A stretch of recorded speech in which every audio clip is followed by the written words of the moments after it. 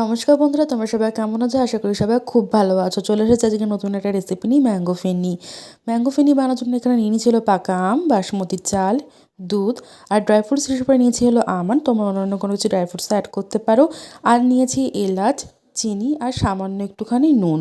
প্রথমে আমগুলোকে খুব ভালো করে ধুয়ে নিতে হবে, তারপর খোসা সদ্যে আমগুলোকে কাটতে হবে একটা ছুরির সাহায্যে এবং একটা চামচের মাধ্যমে আমের যে অংশগুলো সব অল্প অল্প করে বার করে নিতে হবে।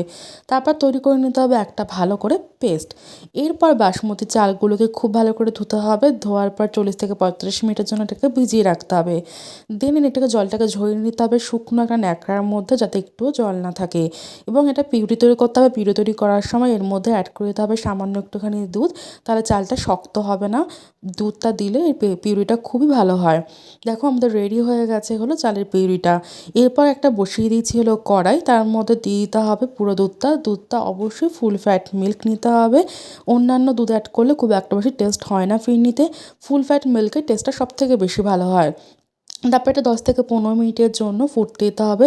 যখন এটা ফুটে যাবে এর মধ্যে অ্যাড করে দিতে হবে খুব অল্প অল্প করে চালের যে পিউরিটা আমরা তৈরি করেছিলাম সেটা, এবং এটা দিতে হবে এবং কন্টিনিউয়াসলি কিন্তু নাড়াতে হবে। এই রেসিপিটা তৈরি করার সময় খুব বেশি লেগে যায় চাল বা দুধের কোনো কিছু মিশ্রণটা দিলে, তো তার জন্য এটা খুব আস্তে আস্তে নাড়াতে হবে। এরপর আমাদের আমের যে পাপটা আমরা তৈরি করেছিলাম সেটা আমাদের দিতে হবে খুবই অল্প অল্প করে, এবং সেম একই প্রসেসে অল্প দিতে হবে আর একটু একটু করে নাড়াতে হবে যাতে কোনোভাবে লেগে না যায়।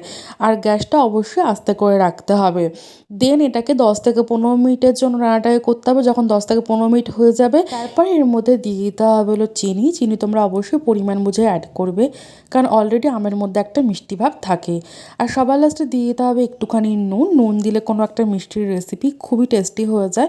এবং এর মধ্যে দিয়ে দিয়েছি হলো আমন্ডগুলো ছোটো ছোটো পিস করে নিয়েছি। তোমরা এখানে কাজু বাদাম পেস্তা সমস্ত জিনিস অ্যাড করতে পারো। আর সবার লাস্টে দিয়েছি হলো এলাচ। আমি এলাচটাকে একটুখানি থেতে দিয়েছি, তোমরা এখানে এলাচও গুঁড়ো দিতে পারো, তাহলে ম্যাঙ্গো যে ফিরনির মধ্যে যে একটা স্মেলটা খুব সুন্দর আসে।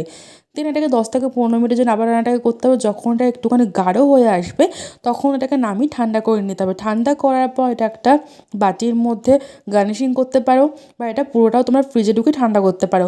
আমি একটা বাটির মধ্যে গার্নিশিং করেছি একটুখানি পাকা আম আর সামান্য একটুখানি আমন্ড 4 থেকে 5 ঘন্টার জন্য রেখে দিতে হবে।